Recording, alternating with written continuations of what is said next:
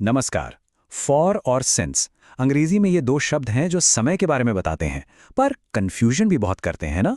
कोई काम कब से हो रहा है ये बताने के लिए कब फॉर लगाएं और कब सिंस। चलिए आज इस उलझन को ना हमेशा के लिए खत्म करते हैं। तो चलिए सीधे मुद्दे पर आते हैं। जरा इस सवाल को देखिए। अगर कोई पूछे how long has this explainer been playing, तो क्या जवाब होगा? जवाब क्या होगा? फॉर 10 सेकेंड्स या फिर सिंस 10 सेकेंड्स अगो? सुनने में तो सच कहूं दोनों ही ठीक ठाक लग रहे हैं, और असली प्रॉब्लम यहीं से शुरू होती है। लेकिन घबराइए नहीं, इसका सॉल्यूशन बहुत बहुत सिंपल है। ठीक है, तो इस पहेली को सुलझाना शुरू करते हैं। हमारा पहला क्लू यानी पहला सुराग है सिंस। बस इतना याद रखिए, सिंस का मतलब है स्टार्टिंग पॉइंट, यानी किसी काम की शुरुआत का बिंदु। रूल बिल्कुल सीधा सा है। सिंस का इस्तेमाल तब होता है जब हम कैलेंडर या घड़ी पर किसी बिल्कुल खास, बिल्कुल पक्के टाइम की बात करते हैं। मतलब वो एग्जैक्ट मोमेंट जब कोई एक्शन शुरू हुआ था। जैसे ये सेंटेंस देखिए, she has been sick since Monday. अब यहां हम क्या बता रहे हैं? हम ये बता रहे हैं कि उसके बीमार होने का एक्शन ठीक किस दिन? हाँ, मंडे को शुरू हुआ। यहां गौर करने वाली बात यह है कि मंडे कैलेंडर पर एक खास दिन का नाम है। ये एक स्टार्टिंग पॉइंट है, कोई गिनती नहीं है 1, 2, 3 दिन वाली। बस इसीलिए यहां सिंस का इस्तेमाल एकदम सही है। एक और एग्जाम्पल देखते हैं, ठीक है? I have lived here since 2020। यहां भी वही बात है। रहने का काम कब शुरू हुआ, उसका एक खास साल, एक स्टार्टिंग पॉइंट बता दिया गया है। तो बात सीधी सी है, जब भी कोई स्टार्टिंग पॉइंट हो, कोई खास दिन, कोई साल या कोई खास घटना, तो जवाब में हमेशा सिंस ही आएगा। चलिए, तो सिंस तो समझ आ गया। अब पहेली के दूसरे हिस्से की तरफ बढ़ते हैं। हमारा दूसरा क्लू है फॉर। अब फॉर को कैसे याद रखें?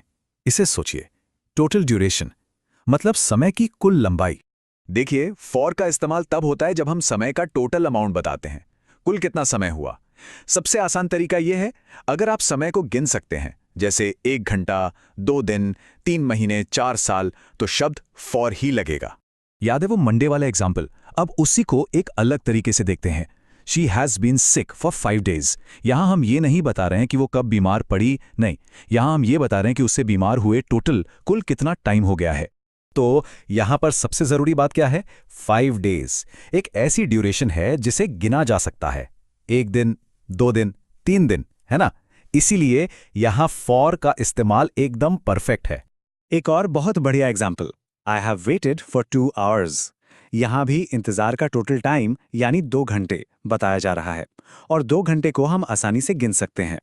तो नियम तो अब साफ हो गए हैं, लेकिन क्या कोई ऐसा क्विक टेस्ट है जिससे कभी कोई गलती ही ना हो? जी हां, बिल्कुल है।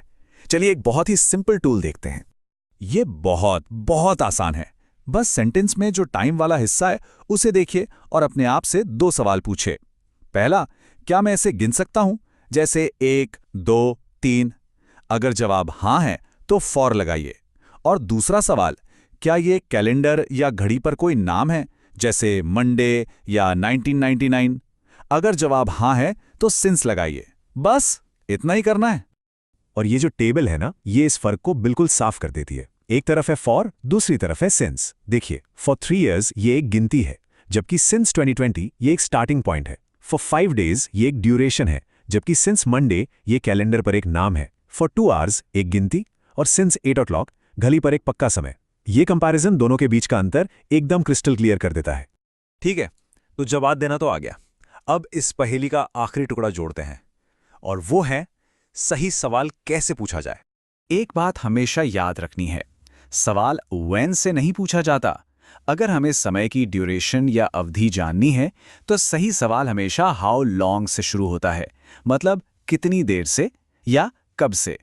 जैसे कि how long have you lived here, या फिर how long has she been sick. इन्हीं सवालों के जवाब में तो हम फॉर या सिंस का इस्तेमाल करते हैं। तो अब आखिर में एक सवाल, इस चर्चा को शुरू हुए कितना समय हो गया है, और ये नियम अब कितने समय तक याद रहेंगे? उम्मीद तो यही है हमेशा के लिए, और ये भी उम्मीद है कि अब से जब भी फॉर या सिंस का इस्तेमाल करना होगा तो वो पूरे कॉन्फिडेंस के साथ होगा। दखन का लय धन्यवाद। स्लोविंगो का सत सखन जर रख।